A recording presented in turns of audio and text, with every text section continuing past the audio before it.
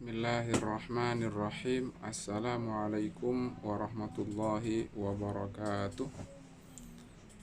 Alhamdulillahi wa kafa wassalatu wassalamu ala ibadihil mustafa wa ala alihi wa ashabihi wa man tabi'ahum bi ihsanin ila yaumiddin, amma ba'd. Kaifa asbahtum santri-santri kelas 7. Semoga antum selalu dalam keadaan sehat dimanapun dan kapanpun antum berada. Alhamdulillah, kita sekarang bertemu lagi di pertemuan proses belajar mengajar PJJ atau pelajaran jarak jauh di hari Kamis di ujung pekan ini, dan insya Allah di hari besok atau hari Jumat adalah waktu hari libur antum. Maka dari itu ana sangat berharap kepada antum semua agar di akhir pekan atau sebelum hari libur ini antum masih semangat, bahkan semangatnya itu ditingkatkan. Insya Allah kita akan mengambil satu hadis di pertemuan kali ini, dan hadisnya pun insya Allah pendek seperti hadis-hadis sebelumnya dan mudah dihafal. Insya Allah langsung anda masuk saja di pelajaran agar tidak memperlama atau mengambil banyak waktu. Insya Allah anda bacakan terlebih dahulu hadisnya, setelah itu baru ana jelaskan. Seperti biasa dibagi menjadi 3, yaitu sahabatnya, setelah itu inti pokok dari hadisnya, dan yang ketiga adalah periwayatan hadisnya. Sebelum ana mulai, ana berharap agar antum semua sudah menyiapkan alat tulis seperti pensil, pulpen, dan buku tulis agar bisa mencatat atau menulis hal-hal yang penting ketika ana menerangkan hadis yang akan kita bahas hari ini. Ya, hadis yang kita bahas hari ini adalah hadis keempat, al-hadithur rabi'. Ana bacakan terlebih dahulu agar antum ketika dalam proses membaca dan menghafalnya tidak terdapat kesalahan ketika membaca dan menghafal. Bismillahirrahmanirrahim. Al-hadithur rabi' an Abi Hurairah anin Nabiyyi sallallahu alaihi wasallam qala raghima anfu thumma raghima anfu qila man ya Rasulullah qala man adraka abawaihi indal kibari ahadahuma aw kilaihima falam yadkhul al jannata, rawahu Muslim. Ana ulangi sekali lagi. An Abi Hurairah anin Nabiyyi sallallahu alaihi wasallam qala raghima anfu thumma raghima anfu thumma raghima anfu qila man ya Rasulullah qala man adraka abawaihi indal kibari ahadahuma au kilaihima falam yadkhul al jannah, rawahu Muslim. Ya, sekarang ana terjemahkan hadisnya dari Abi Hurairah, semoga Allah meridhoinya, dari Nabi Muhammad sallallahu alaihi wasallam bersabda, sungguh terhina. Jadi 3 kali ya. Raghima anfu, thumma raghima anfu, thumma raghima anfu. Sungguh terhina.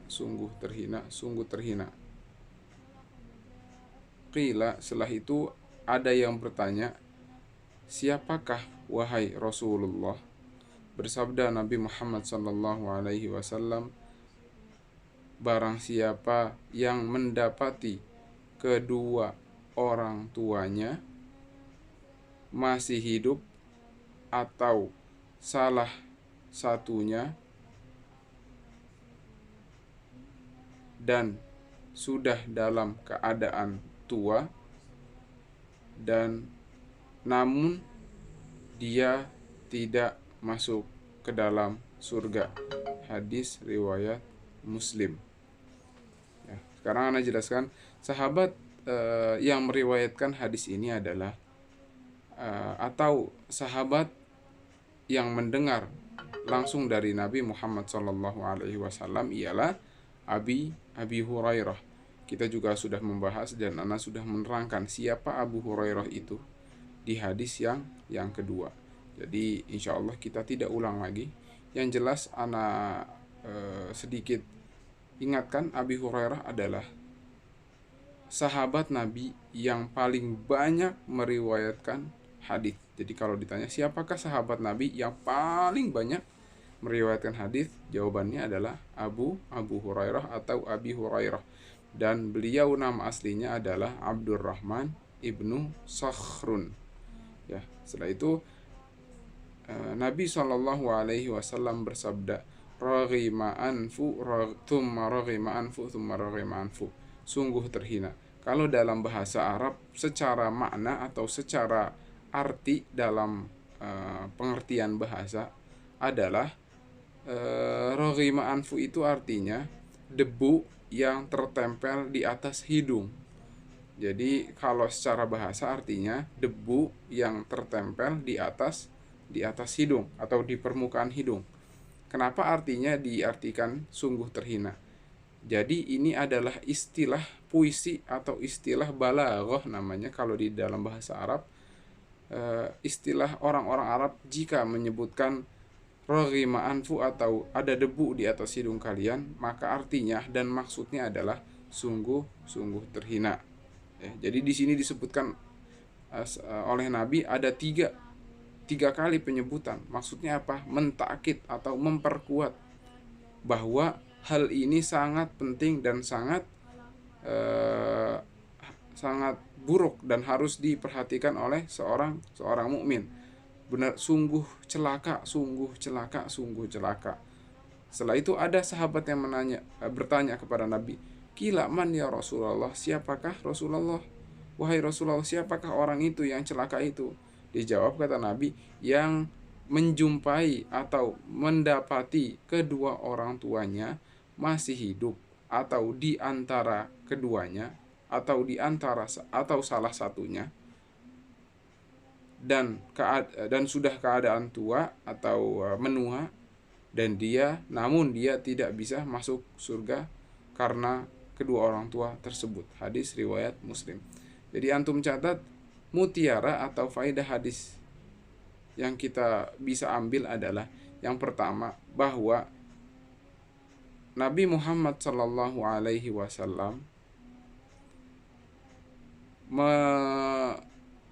menjelaskan bahwa buruknya dan jeleknya orang yang tidak bisa berbakti kepada kedua orang tuanya atau tidak bisa memasukkan dirinya ke dalam surga padahal kedua orang tuanya masih hidup. Nah, ini adalah mutiara hadis yang pertama, bahwa kata Nabi disumpahi orang yang tidak bisa masuk ke dalam surga padahal orang tuanya masih hidup. Kata Nabi apa? Sungguh celaka. Kenapa? Karena faedah yang kedua atau mutiara yang kedua antum tulis, karena kedua orang tua atau salah satu orang tua bisa memasukkan salah satu cara agar seorang mukmin bisa masuk ke dalam surga. Jadi faedah yang kedua adalah berbakti kepada orang tua bisa memasukkan seorang hamba ke dalam surga Allah Subhanahu wa taala. Nah, yang ketiga,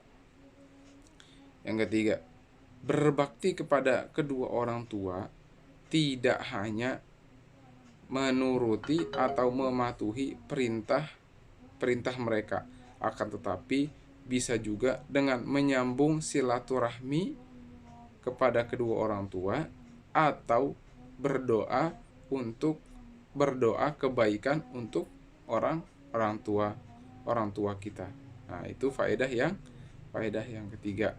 Faedah yang keempat, Nabi Muhammad SAW menjelaskan atau bersabda dalam hadis ini dikhususkan kepada orang tua yang sudah tua renta atau sudah mulai menua.